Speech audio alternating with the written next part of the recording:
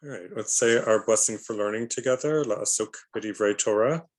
Baruch atah Eloheinu melech haolam asher kiddushanu v'tzivanu la'asok b'divrei Torah.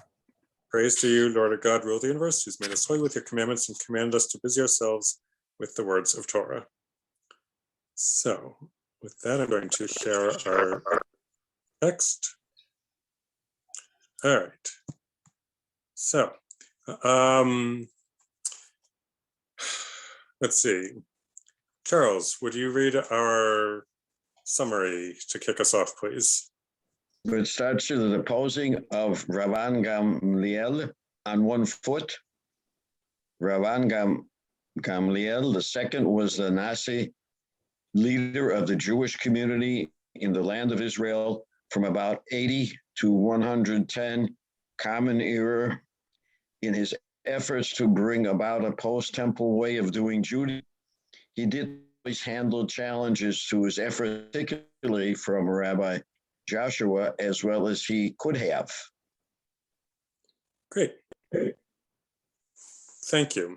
All right, so we're looking at Rabban Gamliel, and we're looking at Rabbi Joshua as the protagonists of our story tonight. We're going to start with a prologue, which is from somewhere else in the Talmud, in this case from the Mishnah. All right, Morris, would you read our prologue, please?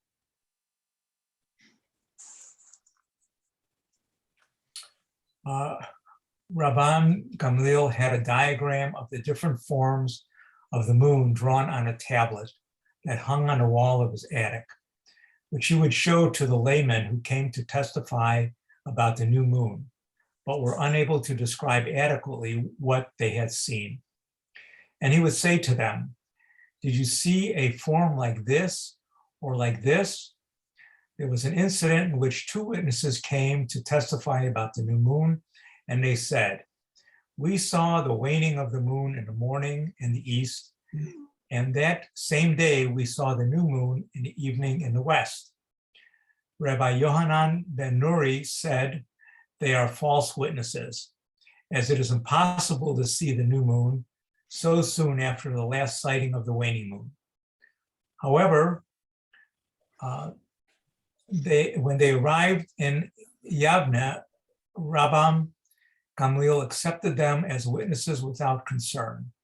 And there was another incident in which two witnesses came and said, "We saw the new moon at its anticipated time, i.e. on the night of the 13th day of the previous month. However, on the following night, i.e. the start of the 31st, which is often the determinant of a full 30-day moon, it was not seen." And nevertheless, Rabban Gamliel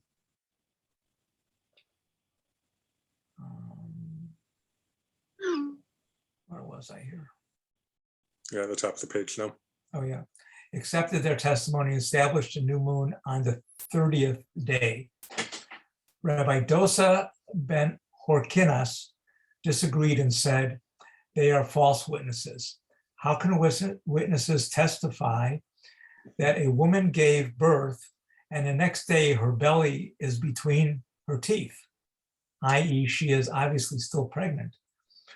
If the new moon was already visible on its anticipated time, how could it not be seen a day later?"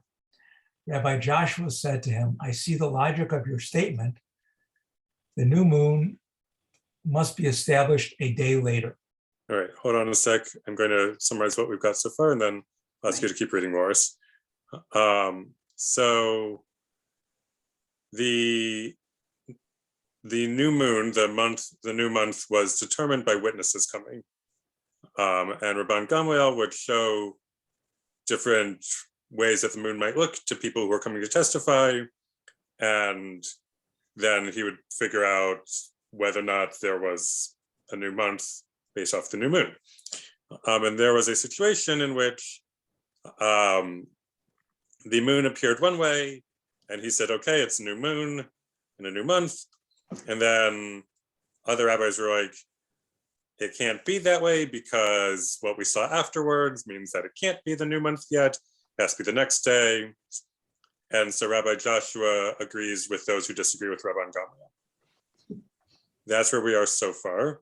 That's Mishnah 8 of chapter 1 of Mishnah Rosh Hashanah. Now we're going to see what happens next. Morris, if you keep reading, please. But you're muted. Upon hearing that Rabbi Joshua had challenged his ruling, Rabban Gamliel sent a message to him. I decree against you that you must appear before me with your staff and with your money on the day on which Yom Kippur occurs according to your calculation. According to my calculation, that day is the 11th of Tishri, the day after Yom Kippur. Rabbi Akiva went and found Rabbi Joshua distressed that the head of the great Sanhedrin was forcing him to desecrate the day that he maintained was Yom Kippur.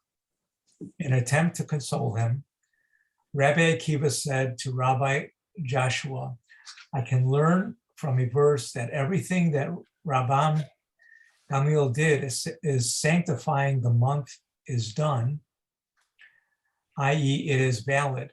As it is stated, these are the appointed seasons of the Lord, sacred convocations which you shall proclaim in their season. Leviticus 23:4.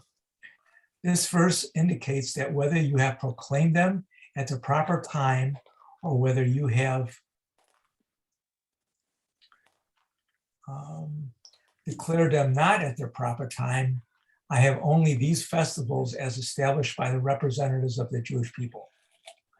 Rabbi Joshua then came to Rabbi Dosa ben Harkines and said to him, if you come to debate and question the rulings of the court of Rabban Gamliel, we must debate and question the rulings of every court that has stood from the days of Moses until now. As it is stated, then Moses went up, and Aaron, Nadab and Avihu, and 70 of the elders of Israel, Exodus 24:9, but they were the names of these 70 elders not specified. Rather, thus comes to teach that every set of 3 judges that stands as a court over the Jewish people has the same status as the court of Moses. Since it is not revealed who sat on that court, apparently it is enough that they were official judges in a Jewish court. When Rabbi Joshua heard that even Rabbi Dosa ben Harkines maintained that they must submit to Rambam, There we go, sorry. Gamliel's decision, he took his staff and his money in his hand and went to Yavne to Rabbi Gamliel on the day on which Yom Kippur occurred, according to his own calculation. Upon seeing him, Rabban Gamliel stood up and kissed him on the head. He said to him, come in peace, my teacher and my student. You are my teacher in wisdom, as Rabbi Joshua was wiser than anyone else in his generation. And you are my student, as you accepted my statement despite your disagreement. All right. Context. This is from the Mishnah, Mashechet Tractate Rosh Hashanah, which is about Rosh Hashanah. Logically enough, Rabban Gamliel would question witnesses as to whether they had seen the new moon each month. And this would lead to a decision about whether it was time for that month. Eventually, Hillel II fixed the Jewish calendar in 358 Common Era so you could plan ahead. Rabbi Joshua disagreed about whether it was the right day to start a certain month. If this were allowed to continue, it would lead to a schism in the community, with some people celebrating their holidays according to Rabban Gamliel's calendar and other people celebrating their holidays according to Rabbi Joshua's calendar. That is why Rabban Gamliel forced Rabbi Joshua to violate Yom Kippur, according to Rabbi Joshua's understanding of when it might be. And Rabbi Akiva and Rabbi Dosa encouraged Rabbi Joshua to give in. Okay. And a question, finally. How else could Rabbi Gamliel handle this? What if that way didn't work? All right, thank you. That was a lot of reading, Morris. A lot of confusion. Would Rabban Gamliel not look at the sky himself and determine whether it was a new moon? Did he have to depend upon other people? Yes.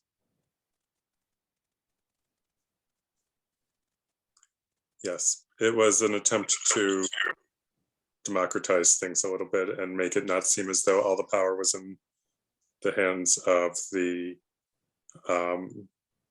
hands of one leader of the community. Does this have anything like how many witnesses you need? Like if you go to a trial, like you have to have at least 2 witnesses. Mm-hmm. Right. So does this work the same way? Yes.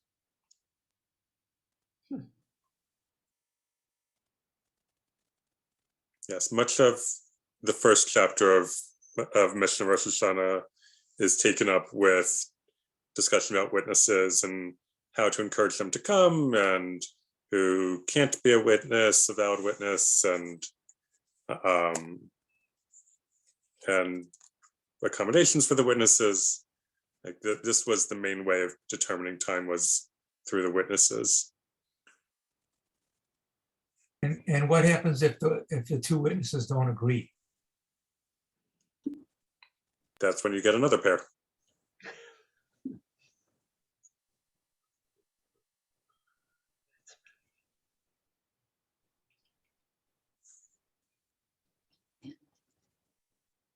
What was the character of the leader in this case, other than the fact that he had the position of being the head of the court? He was the head of the court and of the community. So it was his say based off of the testimony of the witnesses. Nothing to do with his own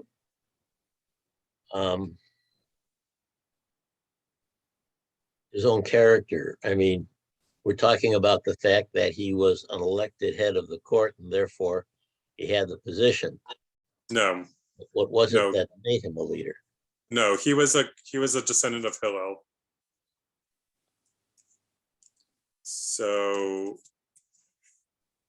I think,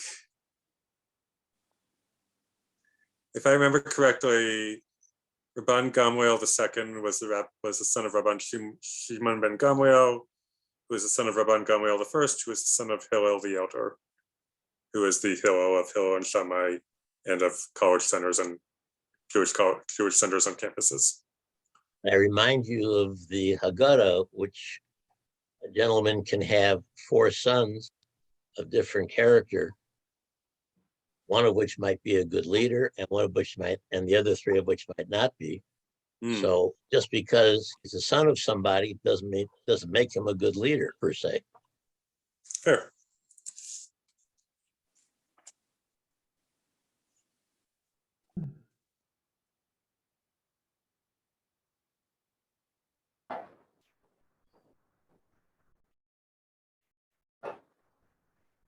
All right, so do we have any thoughts on other ways Rabban Gamliel could have accomplished the same ends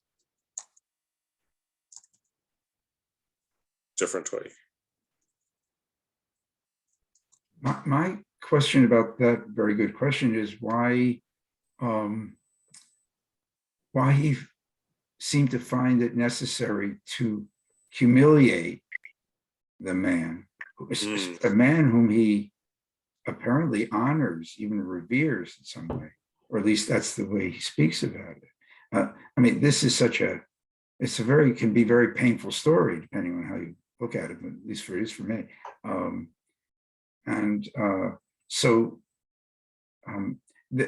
But by putting this story in where they did, I've never been quite sure if they were trying to approve of it or not. mean, at least this part of the story. Because I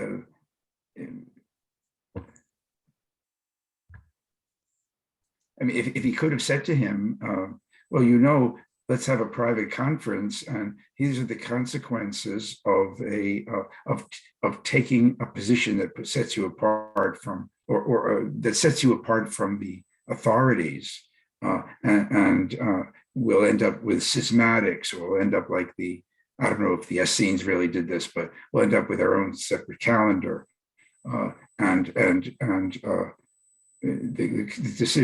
maybe that's a more important question, a kind of political as well as theological question, than whether we're right about this, since we have a nice text that tells us that we should appoint the seasons in effect. But I don't know that would have been persuasive. So something not in public might have been a good first step in pointing out the consequences of this dispute continuing. I think it raises a very interesting and difficult question. And Phil, I agree. It's in some ways a painful story of what would have been other ways that this might have been handled without embarrassing or apparently trying to somehow, embarrass may not be the right word, but force Rabbi Joshua to accept. And it's really often the issue of from my perspective, of the body politic of a position, the leader of this, the versus that may make an error in your human role, but as the head of an entity here, the Jewish community, then the body politic, it can't tolerate that sort of disagreement. And that's in some ways the lessons Rabbi Joshua seemed to have heard from the other two rabbis he went to. So I think it's a very interesting construct. At the same time, and I'm not going to bring it to contemporary politics, David, I promise, but historical context, Galileo was forced to recant his belief in the earth by, Pope Urban VIII, and was clearly wrong. And there was one where the head of a body politic, the Pope of a tremendous religious community, was unable to tolerate it and forced a recantation or the stopping of the teaching. And so to your point, bringing it out into public or into a more thoughtful discourse, when it's something about natural phenomena, it might have been a better approach for Rabbi Gamliel. I'm sorry, went on too long. It's all right. I'll read what Gabriel wrote. His mic seems to be broken. He said that in the chat that it might have been a good idea for Rabban Gamliel to have a debate in the Sanhedrin over the topic of this case to determine who was correct.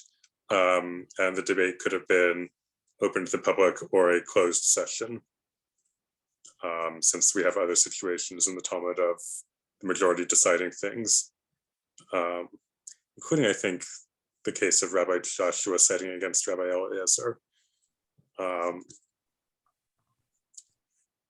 All right. Someone has their hand up.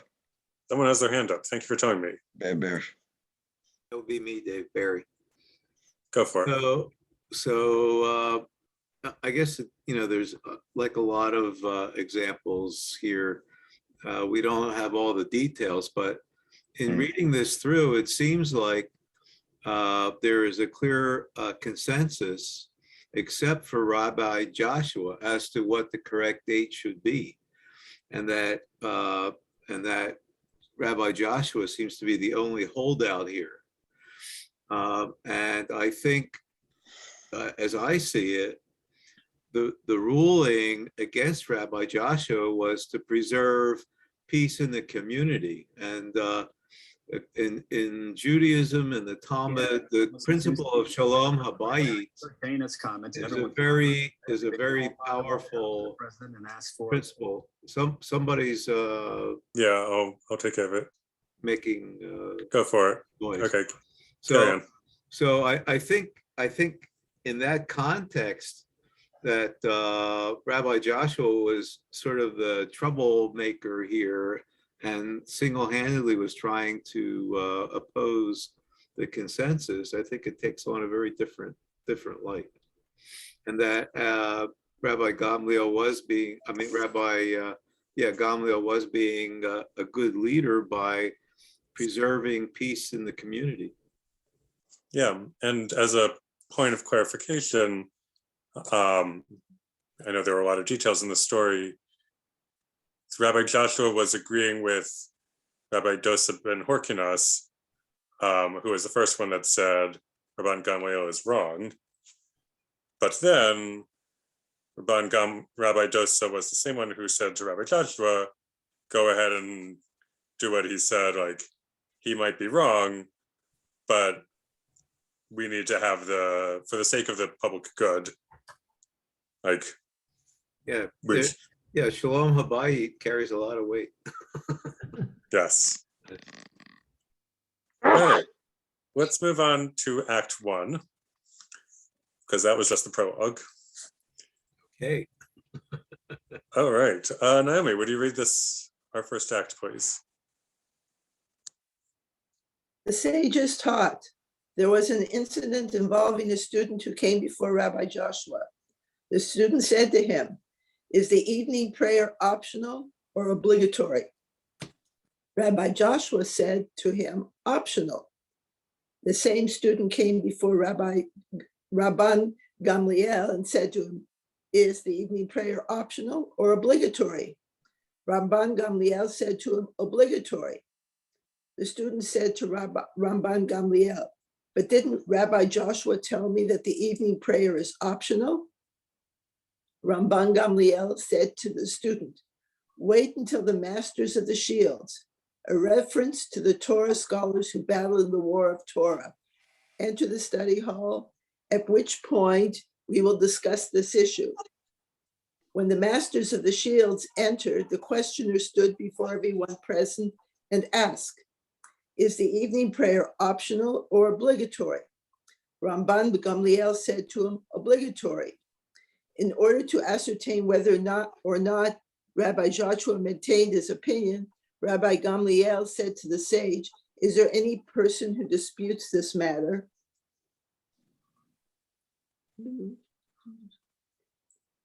Top of the screen. Yeah, Rabbi Joshua said to him, no one disagrees. In deference to the Nasi, he did not wish to argue with him publicly. Tzinyun lefnefesh haya. Rabban Gamliel said to Rabbi Joshua, but was it not in your name that they told me that the evening prayer is optional? Rabban Gamliel said to Rabbi Joshua, stand on your feet and they will testify against you. Rabbi Joshua stood on his feet and said, if I were alive and the student were dead, the living can contradict the dead, and I could deny issuing that ruling. Now that I'm alive and he is alive, how can the living contradict the living? I have no choice but to admit that I said it.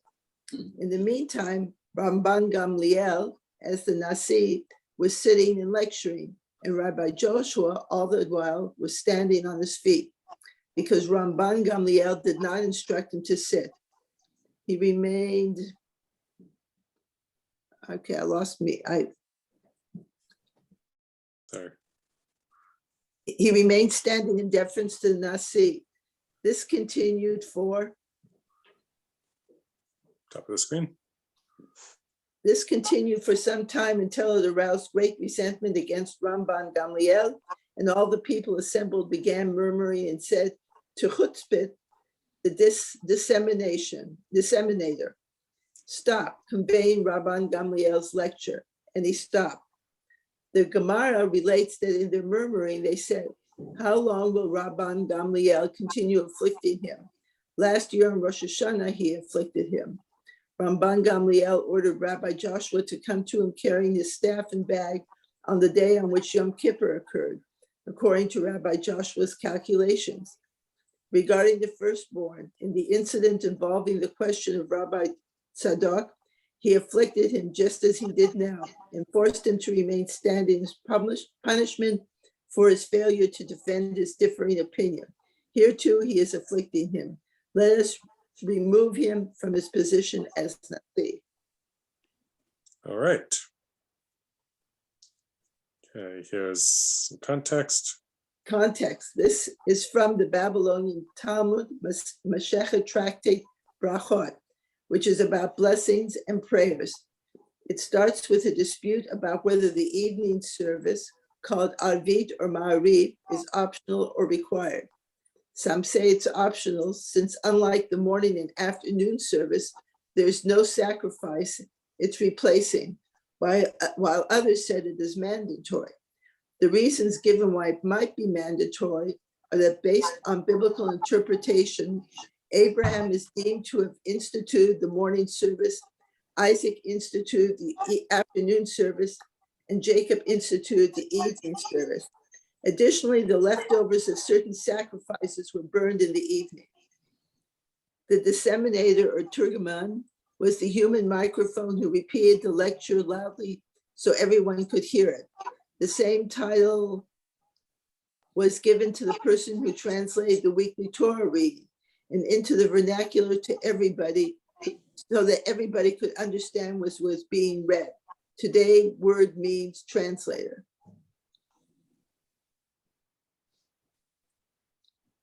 The incident of Rabbi Tzadok involved an animal whose lip was split while eating, and Rabbi Tzadok wanted to know if he could still bring it as a sacrifice. Rabbi Joshua said it was okay, while Rabban Gamliel said it wasn't. Rabbi Joshua tried to not cause a conflict, but Rabban Gamliel forced the point and then made him stand until everybody told the disseminator to stop. 1, at what points could this story have turned out differently? All right, thank you. So, to recap Act 1, student asks, is the evening service optional or mandatory? Rabbi Joshua says optional. Rabban Gamliel, he asked Rabban Gamliel the same question. Rabban Gamliel says it's mandatory.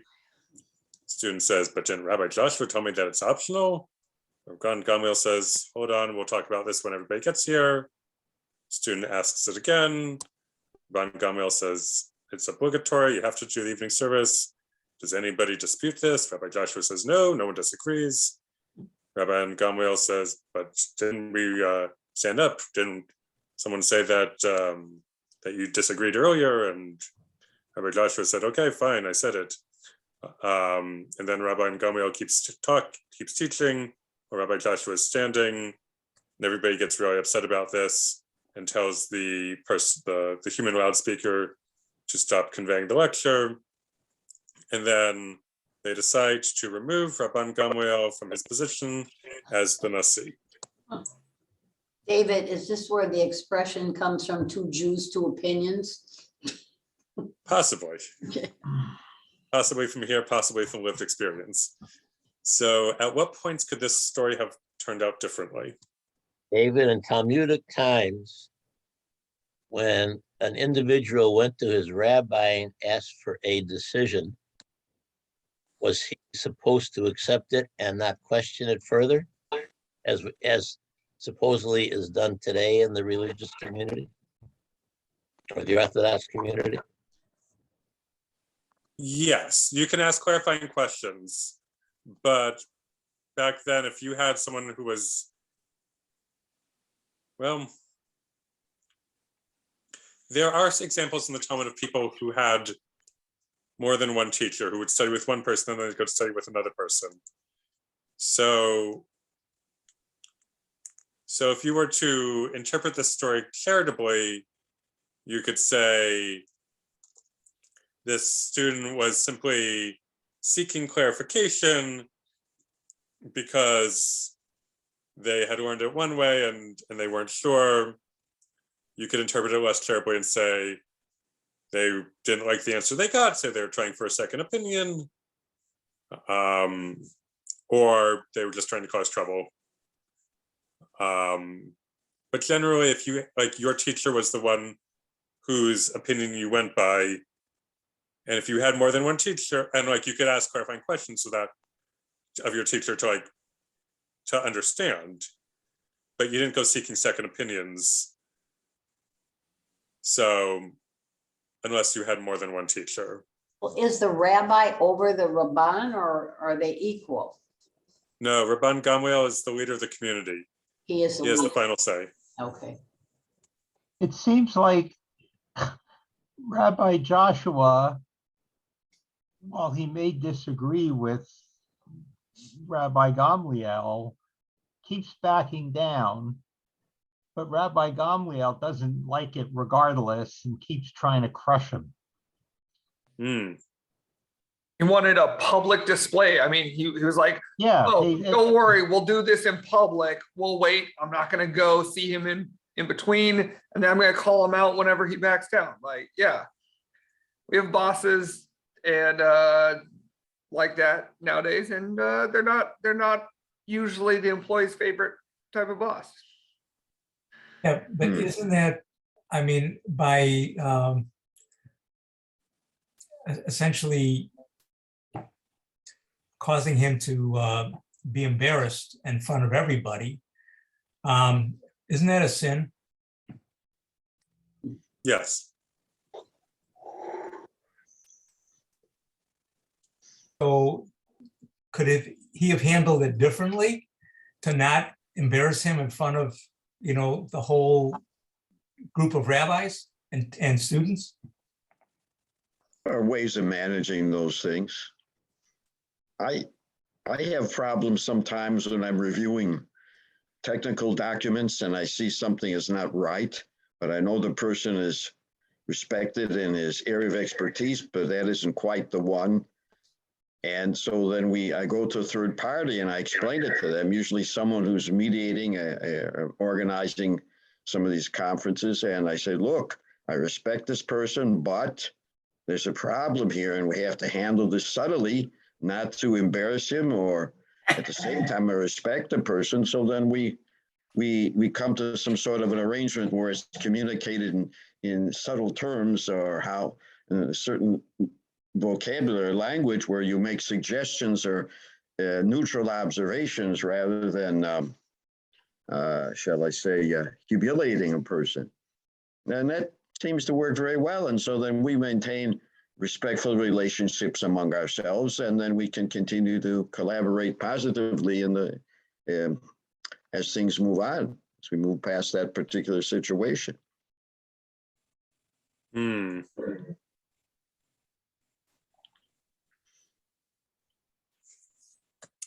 So, I mean, why couldn't Rabban Gamliel use that type of an approach? Apparently, he has some sort of respect. At the beginning of this, he was saying, well, I respect you.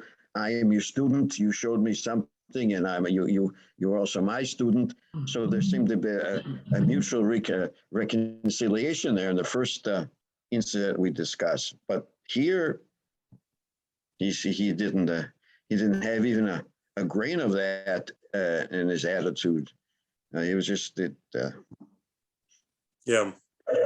And so I don't know if you as a leader can really motivate people that way, because you're humiliating them rather than giving them positive motivation one way or the other to discuss and try and come to an understanding, convince the person without being arbitrary about it.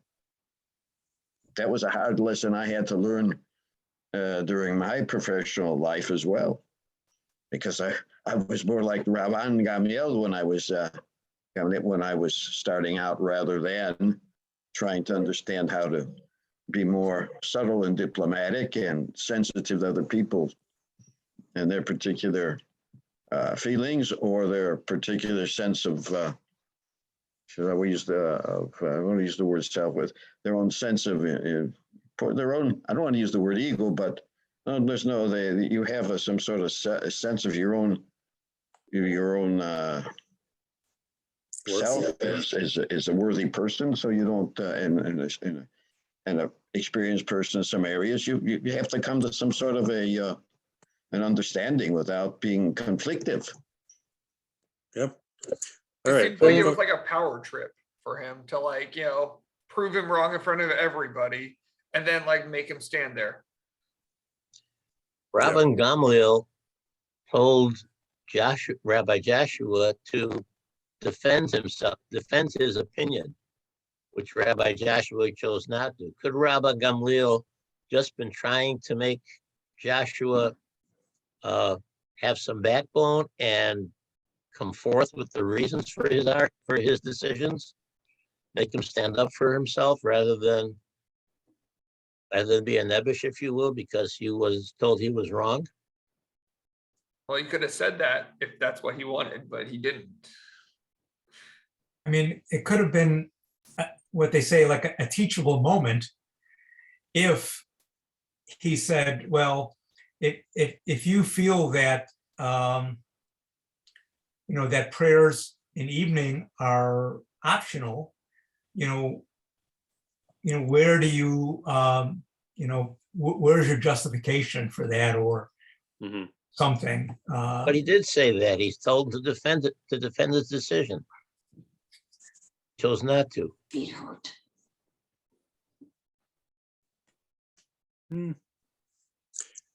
I can see, yeah. All right, I'm going to move on to Act 2 because I want to make sure that we can finish the story and not leave everybody hanging. So I'm going to read and explain Act 2 quickly. And maybe we'll have time to talk about it. We'll see how this goes. So they decide that they're going to depose Rabban Gamliel, but they need a leader. So who are they going to put in there? Who are they going to make the next leader? Maybe Rabbi Joshua. Yeah, he was a party to the incident. That doesn't feel right. Maybe Rabbi Akiba. He doesn't have a worthy. He doesn't have as strong a lineage of leadership. So they decide on Rabbi Elazar ben Azariah. He's wise, so if Rabban Gamliel raises a challenge, he'll be able to answer it. He's rich, so if they need to appease the Romans, he can do that. And he's a descendant of Ezra, so he has some leadership experience in his background as well.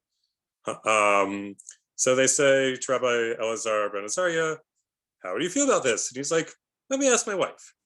So she says, might not be such a good idea. Maybe they'll remove you, just like they removed Rabban Gamliel. He's like, it's okay. Better that I should have the experience and then not have it later than that I shouldn't have it at all. He says, well, yes, but you don't have white hair.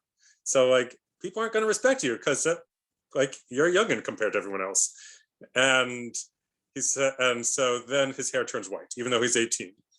And that's why it says elsewhere in the Talmud that Rabbi Elazar ben Azariah said, I'm as one who is 70 years old. He didn't say I am 70 years old, and it's actually because he looked as if he were 70 years old. This is later put into the Haggadah. So they make Rabbi Elazar ben Azariah the new leader, and they change how things are done. So instead of having a guard at the door and only some people can come in, they make it so anybody who wants to come to study gets to study. And they have so many people that want to come in, like 400 benches, 700 benches, lots of people want to come in. And even Rabban Gamliel comes and studies. End of Act 2. And because we have 5 minutes left, I'm going to move on to Act 3. So Rabban Gamliel says, apparently people think Rabbi Joshua had something right about him. Like maybe I should apologize. So he goes to Rabbi Joshua's house and the walls are black. And he's like, whoa, I had no idea you were a blacksmith. And Rabbi Joshua says, that's really too bad that you're the leader and you don't even know like what all your students have to do for a living so they can afford to come and study. And Rabban Gamliel says, look, I insulted you. Please forgive me. Rabbi Joshua's like, whatever. Rabban Gamliel says, okay, please, like, I know you're upset with me, but out of respect for my father, Rabban Shimon ben Gamliel, please forgive me. And Rabbi Joshua is like, okay, fine. So now that Rabbi Joshua is not mad at Rabban Gamliel, it makes sense that they're going to like let Rabban Gamliel be in charge again. And so they need to tell everybody else back at the Beit Midrash, the house of study, and someone says, oh, I'll go. And so someone else goes and says, you know, Rabbi Joshua isn't mad at Rabban Gamliel anymore. And the rabbis are like, probably Rabban Gamliel just made that up. Don't believe him. So then Rabbi Joshua goes and he says, okay, it's fine. And Rabbi Akiva says, are you sure about this? Have you really been appeased? Like, we only did this because of your honor. And if you've forgiven him, everybody's okay with that. So they go and they're going to make Rabban Gamliel the Nasi again. But the question is, like, what do they do with Rabbi Elazar ben Azariah? Because you can like promote, but you shouldn't demote. So they decide in the end that they're going to have Rabban Gamliel be in charge 3 weeks of the month, and Rabbi Elazar be in charge 1 week of the month, and that's how things will go from then.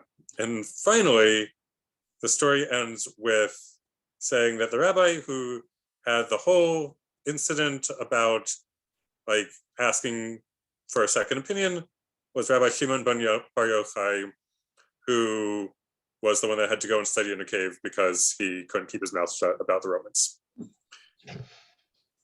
So, thank you.